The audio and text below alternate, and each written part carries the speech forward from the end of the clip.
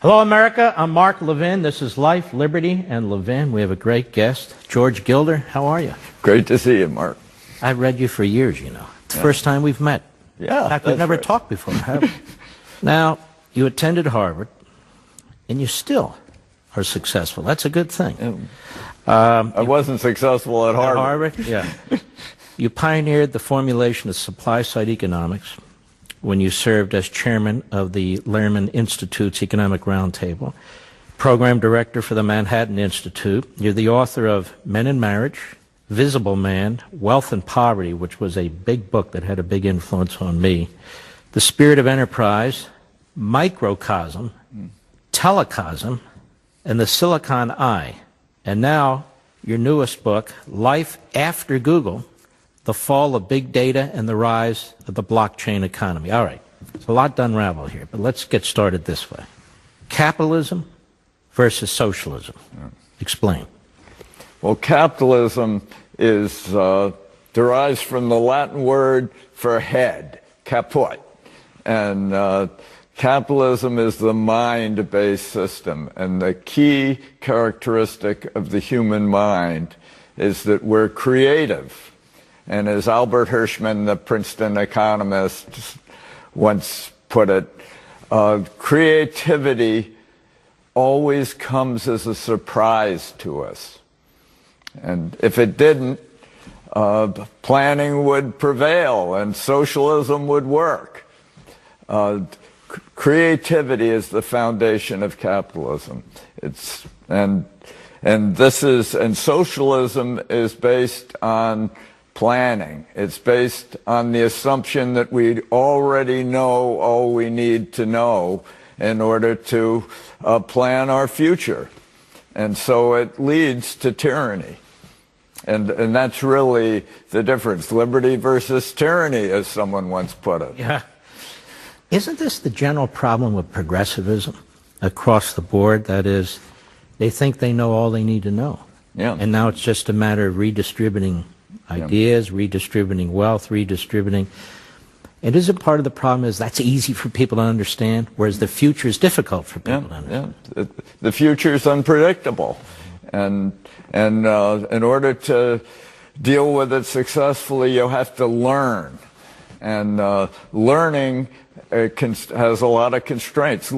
Economic growth is the increase of knowledge. And the increase of knowledge is learning. And the most widely documented phenomenon in all business is called the learning curve. With every doubling of total sales, you get a 20 to 30% drop in prices or in costs. And this drop in costs is evident across all industries, documented by the Bain and Company and the Boston Consulting Group and all these learning curve-based consultancies. Learning is the heart of capitalism. Learning is finding out things you don't already know. And that depends on openness to creativity, to surprise. And surprise is really crucial to capitalism, because you can't predict the products of a really creative process. So when the government gets in the business of regulating that, of redistributing wealth, of punishing some businesses, of subsidizing other businesses, am I correct in hearing what you're saying is it's an attack on many things, but especially knowledge? Yeah, if a government guarantee prohibits learning and thus prohibits economic growth. All economic growth is fundamentally learning. All wealth is fundamentally knowledge. As Thomas Sowell observed, the Neanderthal in his cave had all the physical resources we have today. The difference between our age and the Stone Age is entirely the growth of knowledge. And the growth of knowledge is learning. And that means economic growth is primarily learning. And learning can't be guaranteed. Learning is finding out things you don't already know. So any guarantee prohibits learning and thus prohibits growth. Is not the grand irony then that the progressive mindset claims that their decisions are based on science and knowledge, when in fact it's not based on science or knowledge, it's based on an ideology? It's definitely based on doctrine and dogma. It's really, when in my new book, Life After Google, I do a criticism of what I call Google Marxism. What is Google Marxism? Well, Marx's great error, his real mistake, was to imagine that the Industrial Revolution of the 19th century, all those railways and dark satanic mills and factories and turbines and in the beginning of electricity, represented the final human achievement in productivity. So in the future, what would matter is not the creation of wealth, but the redistribution of wealth. Well, Google comes back today and says that it's search engines, it's machine learning, it's artificial intelligence, it's robotics, it's biotech, is the ultimate human attainment. And in the future, most of us will be able to retire to beaches while Sergey Brin and Larry Page of Google fly off to remote planets with Elon Musk in a winner-take-all universe. And this is a belief that Bill Buckley used to call immanentizing the eschaton. The eschaton is final things, final days. And each generation of technologists imagines that their technological vision, whether it was railroads or space flight or artificial intelligence, is the final attainment. And this is really what socialism is about. It's about saying that what we have now is all we're going to get, that we know as much as we need to know to plan the entire future. And that is fundamentally hostile to human creativity. This mindset, this Google Marxism, it cuts across all these platforms, though, doesn't it? Facebook, Twitter. How about the Silicon Valley? You've referenced that in the past as, I think, Silicon Valley Marxism. Yeah. Is that right? Yeah. Well, there are a lot of philosophers and philosopher kings of Silicon Valley, and when they pronounce on public issues, they imagine that their technology is an eschaton, is an ultimate thing, and it actually usurps human minds. I mean, my friend Ray Kurzweil introduced the concept of a singularity, the moment when our computer technology would exceed human minds on all dimensions. And at that point, the technology would produce new machines and a cascade of inventions that leave humans far behind. Is that possible? No. Why? It's because this artificial intelligence is a machine. And remember, I stress surprise. If machines surprise you, they're probably breaking down. Machines are really deterministic almost by definition. And determinism in information theory, which underlies all of Silicon Valley, information is what's not determined by the machine. Information is the creativity of capitalism. So machines have masters called human beings. Machines have masters. Kurt Gödel, back in 1931, proved that any logical scheme, including a computer, anything, is necessarily dependent upon axioms outside the box. What's inside the box is the machine, but any machine is necessarily dependent on what Alan Turing called an oracle, a source of invention, of creativity, surprise outside the box. Can machines have judgment? No, not really. They can repeat or imitate processes of judgment supplied to them by human beings, but every symbol that's employed in the machine has to be defined by a human interpreter. And so the whole idea that these machines shuffling symbols actually have meaning without human providers is itself delusional. And I think it's really ironic that all these brilliant computer scientists of Silicon Valley have lost track of the very essence of their science. The essence of their science was begun by Turing and Gödel, and nothing in artificial intelligence has refuted these original insights, which necessarily make computers dependent on human inputs.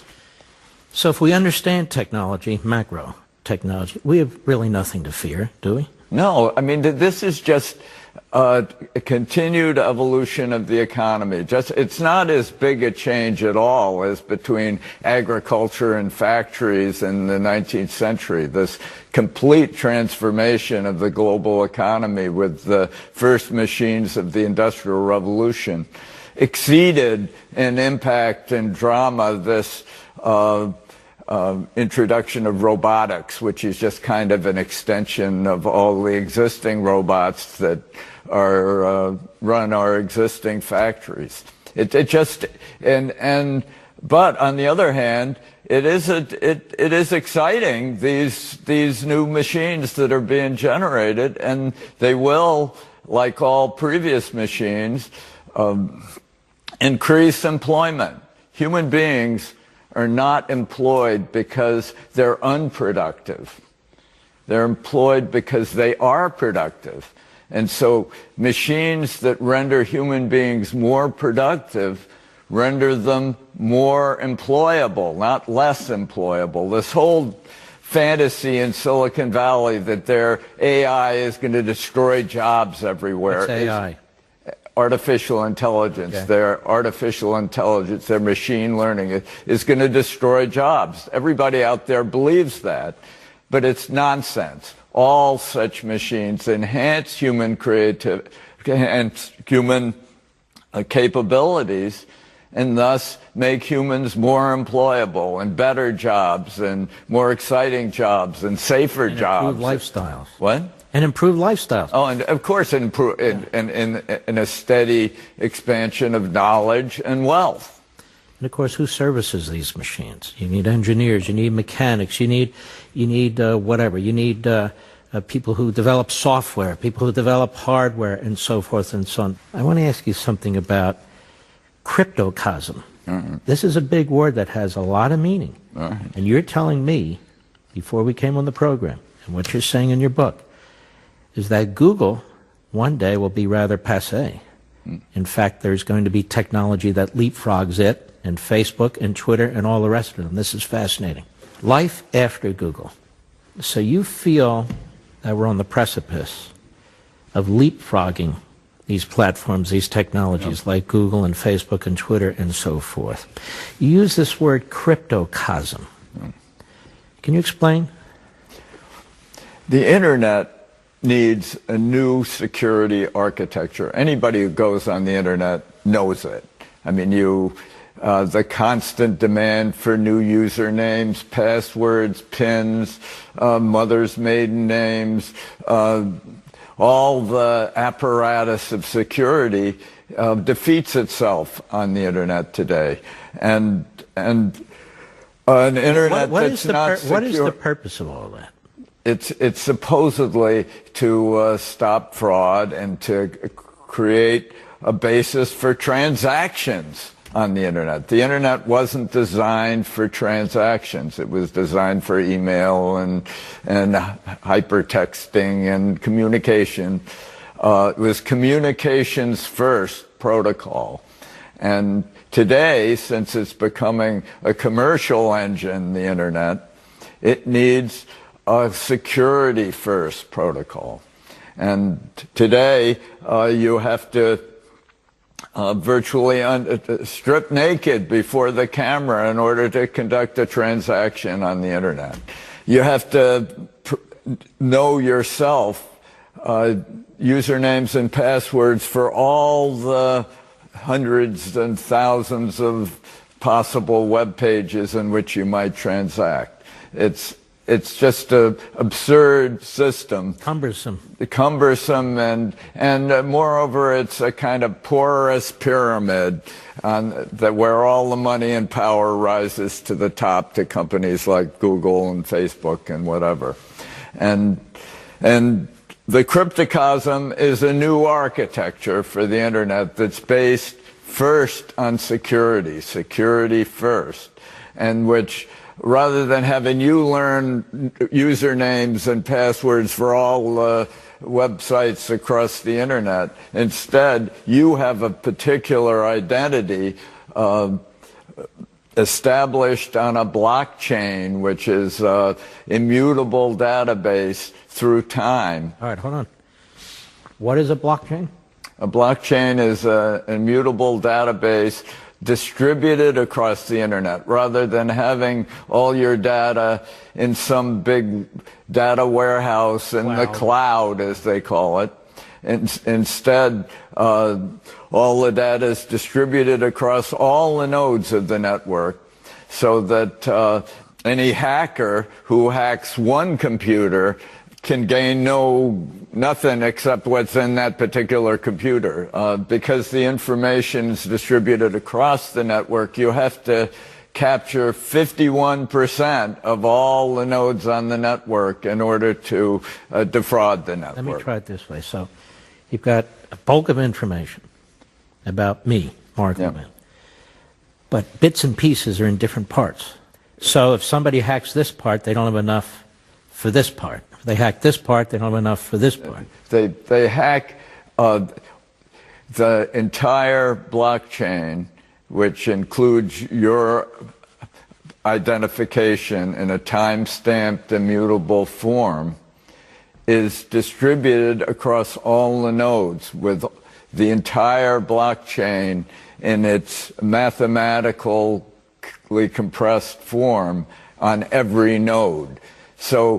And the nodes are constantly communicating with one another.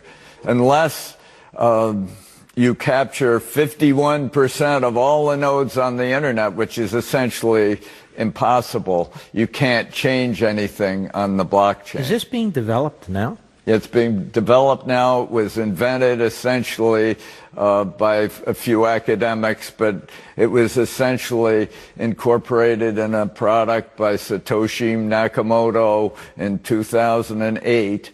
And it's 10 years later, it's become the heart of what's called the cryptocosm. And all sorts of embellishments and elaborations of it are underway today.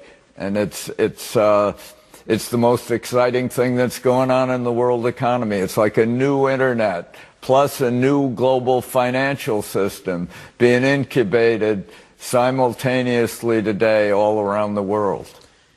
Now, this new financial system, are you talking about things like Bitcoin? What are these new financial systems? Who's behind our new financial Well, today, the existing financial system, a lot of people don't realize it, but it's essentially come to the end of the line. I wrote about it in The Scandal of Money. Today, the biggest industry in the world economy by far is currency trading. It's just shuffling currencies back and forth. It's 73 times as big as all trade in goods and services. It's 25 times all global GDP. And it doesn't even accomplish stable or meaningful monetary values across the world economy. All its sole function really is to endow central banks with the capability of generating money and imposing some 250, it's kind of doomsday pot of $250 trillion of debt on the world economy. This system is not going to be viable over the future. So it's providential, in my view today, that scores of thousands of the most brilliant young entrepreneurs in the world economy are creating a new monetary system. A private monetary system? It's public, it's private, it's ubiquitous. It starts with Bitcoin, which, as I explain in my book, has various flaws that mean that it is not going to be, in its current form at least, the foundation for a new currency. Satoshi was trying to create a new gold. And gold is the one monetary element that really has endured through the centuries and has been the monetary premise for all the greatest eras of industrial development in the history of the world. The great miracle of capitalism was founded on money, which was identified as gold. And Satoshi wanted to create a new digital gold. And he almost did it, and there are now thousands of people trying to actually accomplish this goal. And when they do, it will once again restore money on a real basis that allows it to be a measuring stick rather than a magic wand for central banks. We'll be right back. So, George Gilder, people are going to think we're painting a brave new world here. But you're saying these are not abstractions or theories. These are realities in their infancy. And that is this new form of international currency, or this new form of communication and technology. This is called cryptocosm. That's the word. Cryptocosm. So again, what does that mean exactly, and how will society react to such a thing? I mean, it's rather revolutionary. Yeah. Well, it's revolutionary, but it restores the individual identity as the heart of the world economy. It allows facts and truths to be established on the internet. It makes the individual paramount. It exalts the individual human mind, the creative force in the world, the most powerful intellectual entity in the history of the universe, paramount. Again, people talk about artificial intelligence usurping the human mind, but when Big Blue defeated Kasparov in chess, Kasparov was using 14 watts, between 12 and 14 watts of energy. Big Blue was using effectively gigawatts of energy, billions of watts of energy, and was linked to other databases all across the world economy. The human mind is all that created Big Blue, all that programmed Big Blue, all that provided any intelligence to Big Blue. The human mind is the ultimate creative force in the image of their creator. And this is the heart of what the cryptocosm does. It reestablishes the individual creator as the heart of the system, rather than having some great system of databases in the cloud be the heart of the system. And it's all without government. It's all without, government's very important. Government provides what in information theory we call a low entropy carrier. That's a predictable carrier for the creative, surprising contributions of capitalism. But the low entropy carrier, that is the predictable systems of family, morality, regulation, law, epitomized by the genius of the Constitution and the founders. That's a low entropy carrier that allows high entropy, unpredictable surprises of creativity. But then there's big government, which is different, which regulates, which taxes. And guarantees. Yeah. And this is what I really drill it on. Yeah. When you guarantee something, you prohibit learning. Learning is a process where it has to be falsifiable. You have to be able to disprove your learning process. And if you can't, if it's guaranteed by the government, it prohibits learning and thus stifles economic growth. And I've never quite understood, we have this debate about net neutrality. Yeah. It sounds counterintuitive to me. What is net neutrality? It's a scheme of price controls for the internet. It's the only thing that really matters with regard to whether all the various bits and bytes are treated equally across the internet is how much bandwidth there is. If there's a lot of investment in bandwidth, net neutrality is inevitable. I mean, if you have the best content for the internet, you want it to be on everybody's conduit. You don't want to restrict it to one particular set of pipes.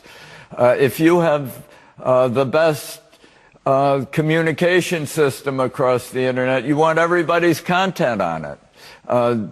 There's no incentive to bias or twist or suppress or allocate bandwidth unless bandwidth is scarce.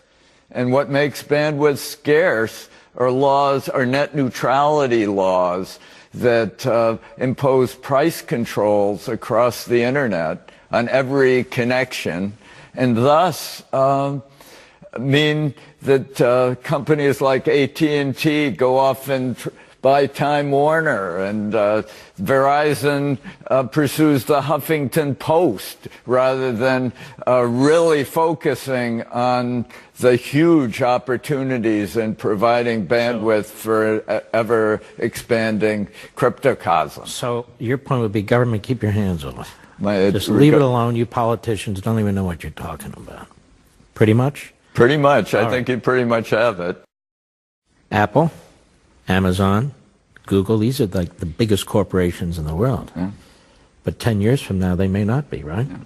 Well, 10 years ago, the biggest corporations in the world by market cap were Exxon, Walmart, the Petroleum Bank, China Petroleum, and the Industrial and Commercial Bank of China. 10 years later, the top 4 companies in the world are Apple, Amazon, Google, and Microsoft by market cap. I mean, just who would have predicted that?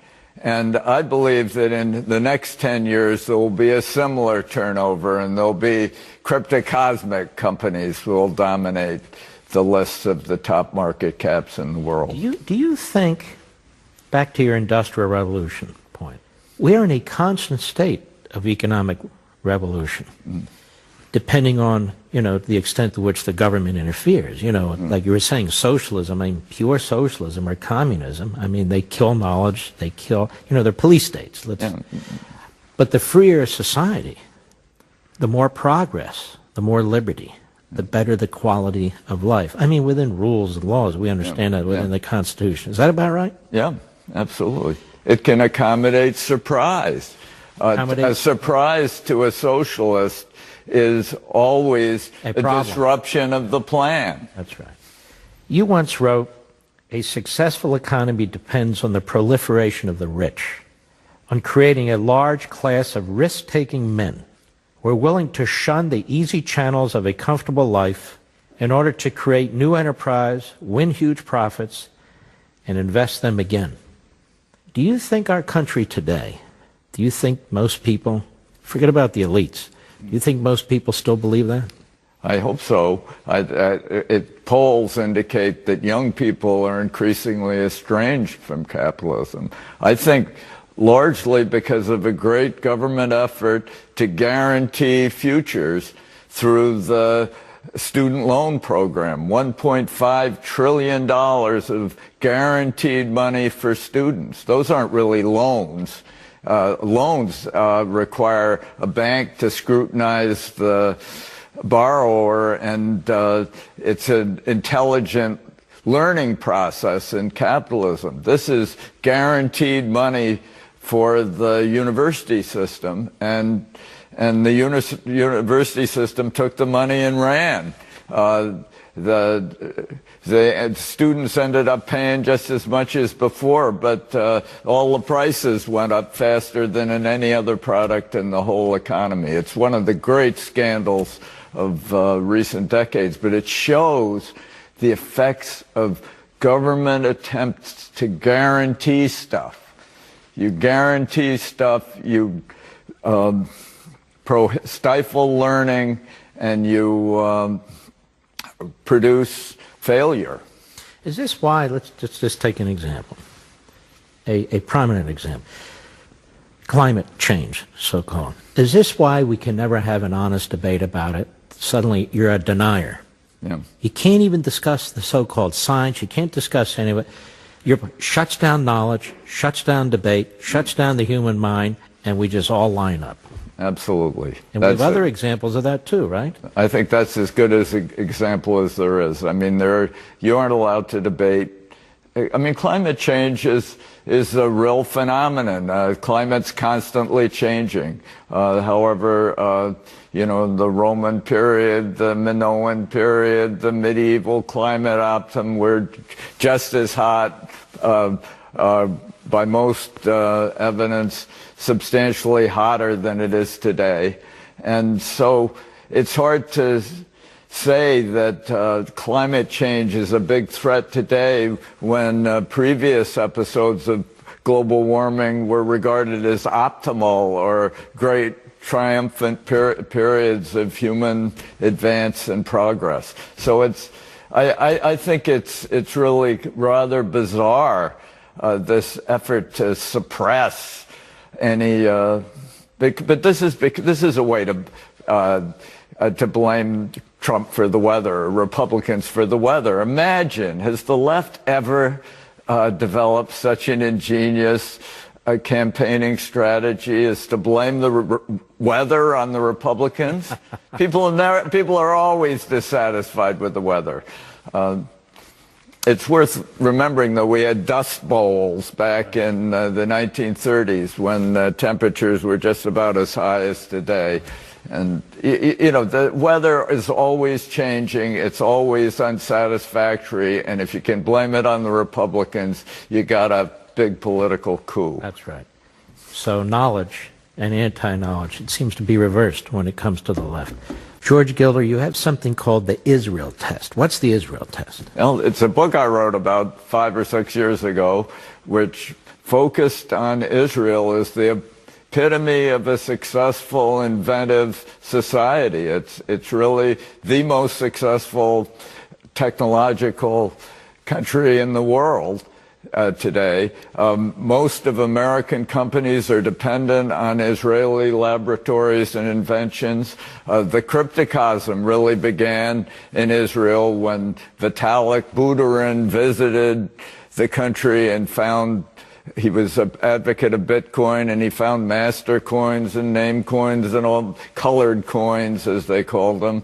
And he established Ethereum, which has since produced some $20 billion of new initial coin offerings in the last 12 months, which really solving this 90% drop in initial public offerings. Why Israel? Because Israel is creative in the image of their creator. It's inventive. It's really the epitome of a creative capitalist country, and that's why it's hated. That's why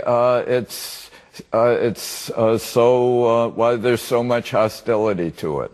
There's no other reason. It used to be a socialist economy, but under Netanyahu, they've moved towards a Netanyahu capitalist. turned it around, and it's now a flourishing capitalist economy, despite a big government burden imposed by the military defenses, which they got to maintain.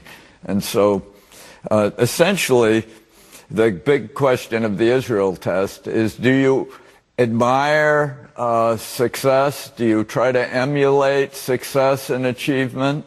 Or do you envy it and resent it? And people who succeed in the world admire people other successful people, and want to emulate them, want to imitate them.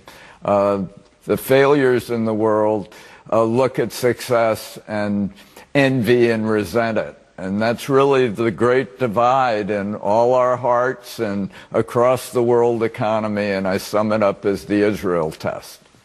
George Gilder, we're going to do the impossible here in a minute and a half. Where do you see this country in 10 years? It's life after Google. It's dominated by an entirely new architecture of the internet and an entirely new basis for global money, an entirely new financial system.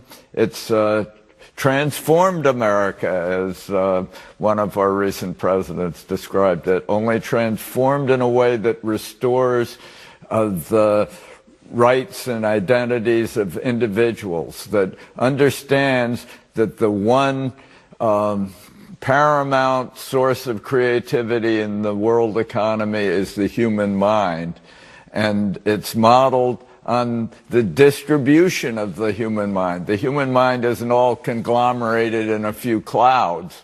It is distributed around the world, and what determines whether societies succeed or fail is whether they accommodate the surprising and providential creativity of human beings, creative in the image of their creator. That's really the great issue, and I think the cryptocosm endows individuals once again with control over their content, with control over their identities, with avenues for their aspiration and creativity. We shouldn't fear it. We should embrace it. Yep. It's been a great pleasure. Thank you so much, Mark. I appreciate it. See you next time on Life, Liberty, and Levin.